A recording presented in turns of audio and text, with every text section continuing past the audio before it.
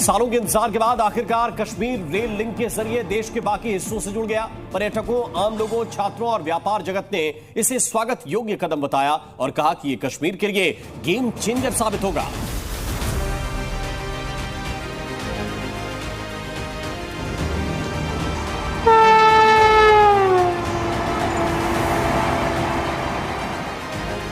रोटी, कपड़ा और मकान, कश्मीर बनेगा पाकिस्तान। 78 ईयर्स से हम लोग यही नारा सुन रहे हैं। कश्मीर हमारा है, सारे का सारा है। सुन लो नरेंद्र मोदी, और ये मोदी का बाप भी देगा आजादी, कश्मीरी लेकर रहेंगे आजादी। उत्तर रेलवे ने इतिहास रच दिया है। हिमालय पर्वतमाला को चीरते हुए कश्मीर घाटी को देश के दूसरे हिस्सों से रेल के जरिए जोड़ दिया है। भारतीय रेलवे को इस परियोजना को पूरा करने में 20 साल का लंबा समय लगा। वंदे भारत एक्सप्रेस भारत की तरफ से एक बहुत बड़ा ये स्टेप लिया गया है। बहुत बड़ा इनिशिएटिव है कि श्रीनगर से, दिल्ली से श्रीनगर और श्रीनगर से दिल्ली के लिए जो है ये ट्रेन चलाई गई है डायरेक्ट। तुम लाख कह दो कि मकबूजा कश्मीर तुम्हारी मुट्ठी में है, लेकिन हकीकत क्या है कि तुम्हारा ये नापाक हाथ खाली है और खाली ही रहेगा। जरा हाथ खोलकर तो देखो क्या हालात है तुम्हारे इस हाथ के। कुछ भी नहीं तुम्हारे पास, खाली हाथ और हमेशा खाली रहेगा। इस ट्रैक पर 931 पुल और 38 सुरंगें हैं, जिनमें सबसे लंबी सुरंग 12.5 किलोमीटर की है। चिनाब नदी पर दुनिया का सबसे ऊंचा पुल है, जिसकी ऊंचाई 59 मीटर है। इस खबर से कश्मीर के लोगों में खुशी की लहर दौड़ गई।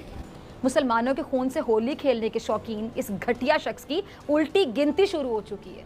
याद रखिएगा मेरे अल्फाज।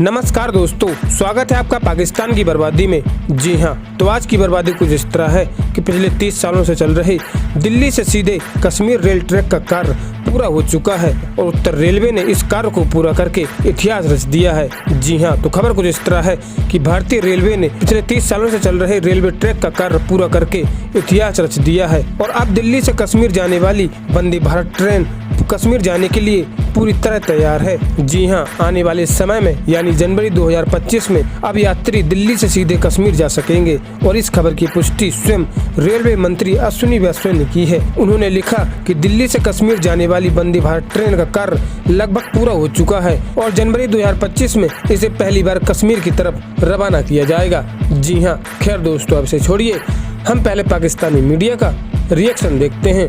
जी, बात कर रहे थे वंदे भारत एक्सप्रेस की या वंदे भारत स्लीपर की। तो जी, भारत की तरफ से एक बहुत बड़ा ये स्टेप लिया गया है। बहुत बड़ा इनिशिएटिव है कि श्रीनगर से, दिल्ली से श्रीनगर और श्रीनगर से दिल्ली के लिए जो है ये ट्रेन चलाई गई है डायरेक्ट। पहले लोग शायद किसी और, जो मैंने डॉक्यूमेंट्री देखी थी यानी या इस न्यूज के साथ जो रिपोर्ट थी वो मैं यहाँ नहीं आपको दिखा सकती, लेकिन ये जरूर है कि वो उसमें ये बताया गया था कि पहले किसी और एरिया में, अगर दिल्ली से आए तो किसी और एरिया में वहां पर ड्रॉप होना पड़ता था, फिर वहां से टैक्सी या गाड़ी या कुछ और लेकर फिर लोग श्रीनगर पहुंचते थे। लेकिन अब ये वंदे भारत स्लीपर की वजह से लोग डायरेक्टली जो है वो दिल्ली से श्रीनगर पहुंच पाएंगे।